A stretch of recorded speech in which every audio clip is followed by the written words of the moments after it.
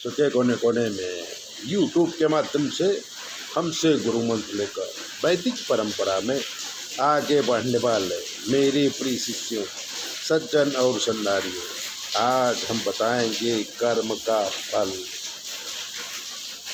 गीता जी में 3 प्रकार के कर्म बताए गए हैं: क्रियमाण कर्म, संचित कर्म और प्रारब्ध कर्म। जो कर्म करते हैं उसे क्रियमाण कर्म कहते हैं, जो जमा रहता है उसे संचित कर्म कहते हैं, और जो कर्म पक जाता है, फल देता है, उसे प्रारब्ध कर्म कहते हैं। बहुत सारे कर्म इसी जन्म में भोगना पड़ता है और बहुत सारे कर्म अनेक जन्म लेके भोगना पड़ता है। वो अच्छे हो या बुरे, उनका फल जब मिलता है तब उसे प्रारब्ध कर्म कहते हैं। और सुनिए, जैसे एक भाई जब जवान थे तब अपने पिता से रोज झगड़ा करते थे। बूढ़े हुए तो उनका बेटा उसी तरह परेशान करता था और करता है जैसे उसने अपने बाप को परेशान किया था। एक भाई अपने बूढ़े बाप को डांटता और मारता था, तो बूढ़ा होने पर उसका बेटा उसे डांटता भी है और मारता भी है। एक भाई अपने पिता के पैसे चोरी करके मौज शौक किया, जब बूढ़ा हुआ तो उसके एक भी बच्चे सही नहीं निकले, सब चोरी करते हैं और बाप को परेशान करते हैं।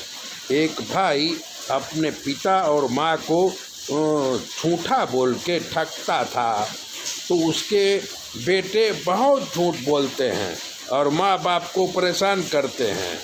एक भाई किसी की औरत भगा के ले आया, उसके जो बच्चे हुए वो सब चरित्रहीन निकले और नीच जाति की औरतों को अपनी पत्नी बना लिया। तो जवानी के जोश में किए हुए पाप कर्म बुढ़ापे में भोगना पड़ता है। जब आप देखो इस व्यक्ति के बच्चे अच्छे नहीं निकले तो समझ जाओ कि इसके माँ बाप भी अच्छे नहीं हैं। ये पीढ़ी दर पीढ़ी चलता है। अगर हम चाहें तो इसे बदल सकते हैं।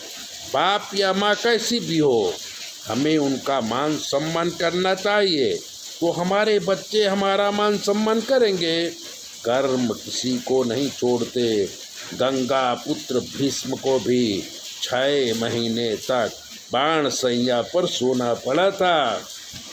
ऐसी बातें जानने के लिए चैनल को सब्सक्राइबर कर दीजिए, लाइक कर दीजिए, और अगर आपको कोई समस्या है तो 9825200108 पर फ़ोन करिए। हमें सुनाई नहीं देता, इसलिए जवाब हमारी बेटी देगी और हम आपका सारा काम कर देंगे।